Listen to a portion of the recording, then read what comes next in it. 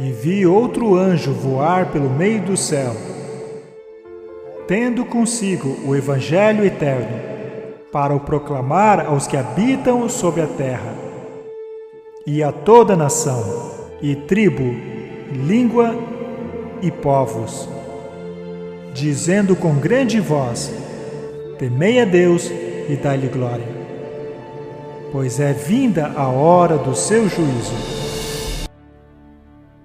Que caráter nós vemos em Deus? Que caráter vemos na criação? Adorai aquele que fez os céus, a terra, o mar e as fontes das águas. Nós temos a oportunidade de ver a maravilha da criação. Veja como ela não é egoísta. Ela dá a fim de receber. Quando eu expiro dióxido de carbono. E as plantas absorvem meu dióxido de carbono, que me dão não apenas o dom do alimento, mas também do oxigênio para a minha próxima respiração. É um ciclo de dar e receber. É uma simbiose, uma harmonia. E isso nos revela algo a respeito do caráter de Deus. Quando olho para as delicadas flores, com suas magníficas cores e simetrias, elas me revelam um Deus rude ou um Deus gentil, com o toque da delicadeza? Veja os insetos do mundo. Sim, é claro que há coisas que nos lembram do problema do pecado. Mas ao olharmos o mundo através do óculos da fé, vejo as reminiscências de uma perfeita criação, de uma perfeita harmonia. Vejo um Deus gentil, manso e amável, para quem a beleza importa mais do que a ira, para quem a vida e toda a sua beleza é mais importante do que a fúria e a destruição. Sim, eu vejo as consequências do pecado no reino animal. Eu vejo o ciclo da morte e destruição. Mas eu também vejo a delicadeza no olhar de um animal. E até mesmo os animais que têm a capacidade de matar. Ao observá-los no momento apropriado, também vemos a manifestação do amor e da beleza. A criação está repleta das manifestações e da benevolência de Deus. Adorai aquele que criou. Você crê nisso? Sem fé é impossível agradar a Deus. A fé é a substância das coisas que se esperam, a evidência daquilo que não se vê. Tudo o que não provém de fé, diz a Bíblia, é pecado. Do pecado, diz Jesus, porque não creem em mim. Assim como Adão e Eva não acreditaram naquilo que Deus disse a eles e escolheram crer nas mentiras da serpente, o teste final será novamente uma questão de fé. Crês tu nisso? Mas isso inclui Gênesis capítulo 2? No início, Deus criou os céus e a terra. É necessário termos fé num Deus criador que alega ter criado a terra em 6 dias literais? Hoje em dia, isto é considerado fundamentalismo e é abominável, de acordo com alguns. Mas as evidências falam por si mesmas.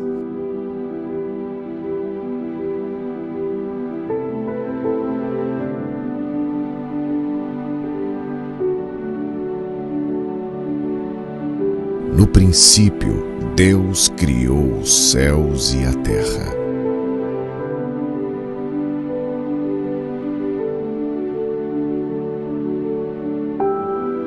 E disse Deus: haja luz.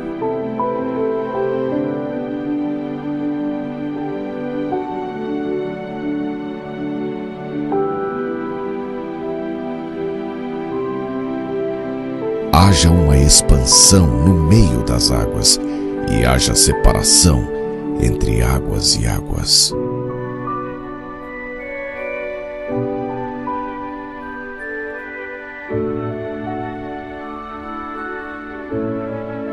disse Deus: produza a terra vegetação.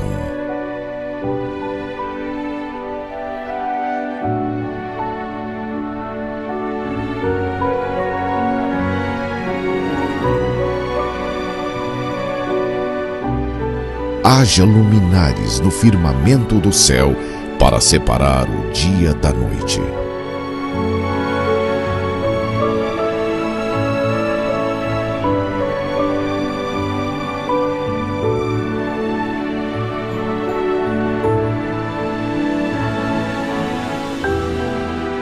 E disse Deus: encham-se as águas de seres vivos.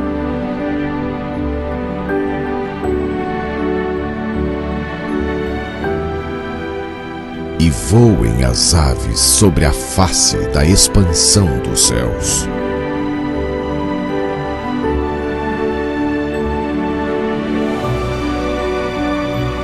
E disse Deus: produza a terra seres vivos de acordo com as suas espécies.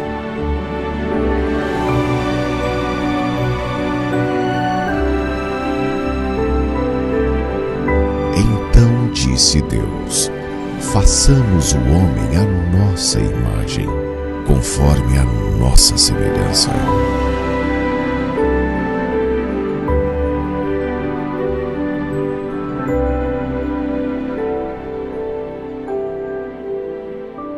Veja a complexidade da vida. Essa complexidade irredutível nos mostra que a palavra de Deus é confiável.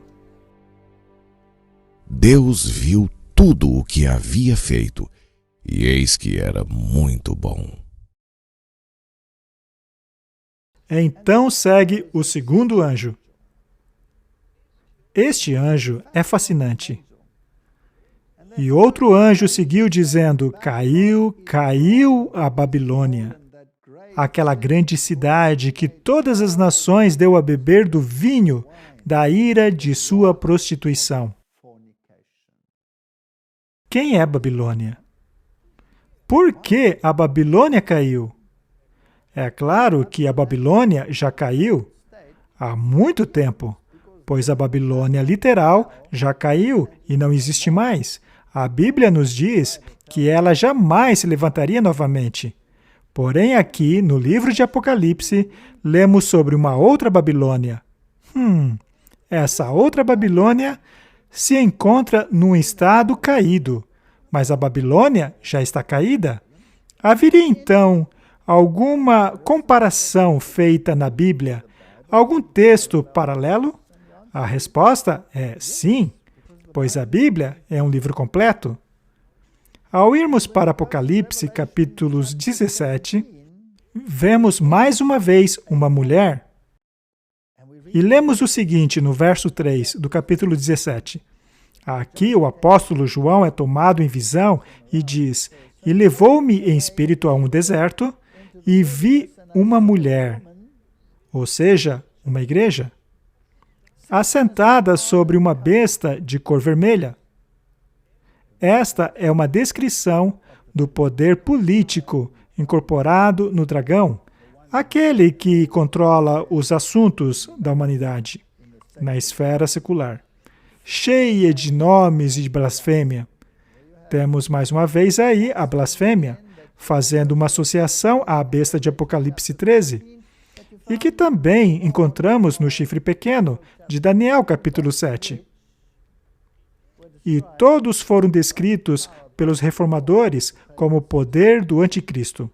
E aqui temos o elemento da igreja. Ela monta, ela controla os sistemas políticos, ou seja, a besta, tendo 7 cabeças e 10 chifres. Ou seja, temos aí um conglomerado encontrado em Apocalipse 13, sobre o qual já falamos aqui. E a mulher estava vestida de púrpura e vermelho. Não são justamente essas as cores que vestem a igreja de Roma? Não são estas as cores dos cardeais e dos sistemas papal, da hierarquia e do magistério da igreja? adornada de ouro e pedras preciosas e pérolas. Não é isso que vemos nos ídolos das igrejas? Veja a igreja onde o pequeno bambino é exibido, que não é ninguém além de Tammuz nas eras babilônicas. Veja o ouro e as joias que o envolve. Elas são tão valiosas que nossas riquezas terrenas tornam-se insignificantes quando comparadas a ela. E tinha em sua mão o cálice de ouro. Você não acha curioso que há apenas uma igreja no mundo que utiliza o símbolo de uma mulher com o cálice dourado na mão e que é justamente Roma? Ao caminhar através do portal do Vaticano e nos voltarmos para a direita, no portão lateral, vemos lá a imagem da mulher com o cálice na mão. Lá, ela é feita de mármore. Mas ao entrarmos na igreja dos jesuítas, ali, no lado esquerdo, vemos a estátua magnífica dessa mulher segurando um cálice dourado na mão, o que não deixa dúvidas. E também temos a imagem da mulher com os reis da terra, adorando a seus pés, mas ela esmaga o protestantismo. E antes do Concílio Ecumênico do Vaticano II, essas estátuas possuíam nomes, dizendo claramente que aquele era Martinho Lutero e João Calvino sendo esmagado pelo poder romano. A mulher com um cálice dourado na mão, cheio da imundícia de sua prostituição, de sua apostasia perante Deus. Os meios de salvação dela colocam de lado o Filho de Deus. Esta mulher, cheia de abominações e imundícias de sua prostituição, ou seja, as falsas doutrinas da salvação disseminadas por ela, fazendo com que os habitantes da terra bebam do falso evangelho. Acabam se tornando um com ela. E a mulher tem escrito em sua testa: mistério, Babilônia a Grande, a mãe das prostitutas e das abominações da terra. Que profecia fantástica! Os reformadores identificaram imediatamente o sistema descrito aqui como sendo a Igreja de Roma. Quando a Bíblia de Lutero foi impressa, ali no livro de Apocalipse, havia um desenho dessa mulher montada na besta e os reis do mundo adorando aos seus pés, identificada por ele como o sistema papal. E a prostituta Babilônia é a mãe das prostitutas. Não é fascinante que Roma, debaixo do Papa anterior, que aliás ainda está vivo, o Papa Bento, quando ainda era o cardeal Ratzinger, emitiu uma diretriz ordenando que as demais igrejas não fossem chamadas de irmãs, pois elas são, na verdade, filhas. Não sofrerei perda de filhos. Quando os documentos de unidade são assinados, não estão as crianças retornando à sua mãe? E quando as crianças retornam à mãe, aceitando a hierarquia e a estrutura da sucessão apostólica, que, aliás, era rejeitada pelos reformadores, eles não estão se tornando parte do sistema de Babilônia? Roma sempre esteve em uma condição caída, e o sistema do dragão, ou seja, o espiritismo, que promete a salvação mesmo no pecado e a vida eterna apesar do pecado, por meio da reencarnação, sempre foi um sistema caído.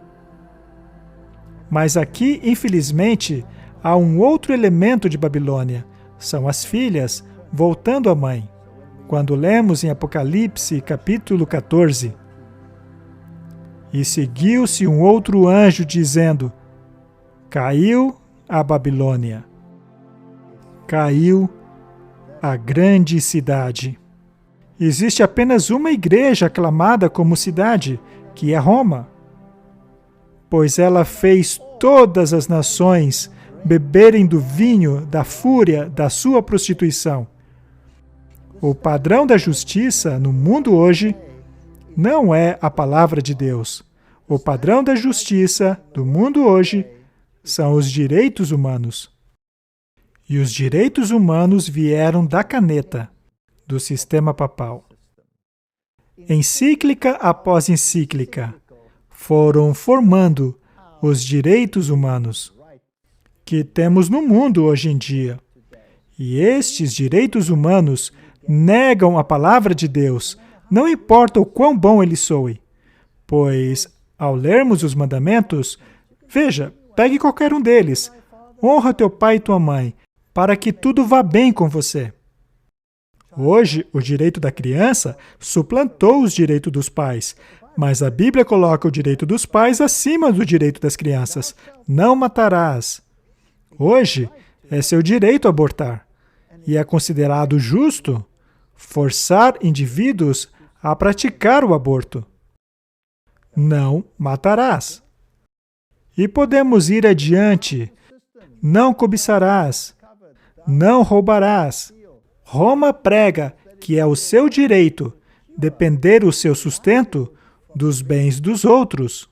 Tomás de Aquino disse que não é pecado quando o pobre toma do rico para satisfazer a sua necessidade. Todas essas questões estão incorporadas nos direitos humanos, mas que são contrárias às leis de Deus.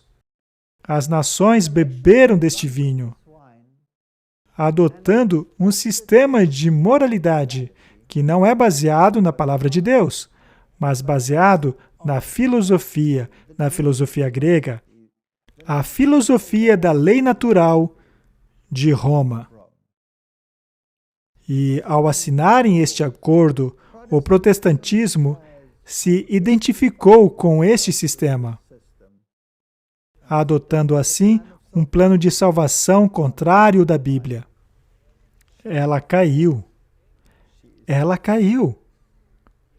E antes de lermos a mensagem do terceiro anjo, esta mensagem irá eventualmente culminar em um alto clamor, sendo repetida com grande poder no fim dos tempos, quando essas coisas vierem a acontecer.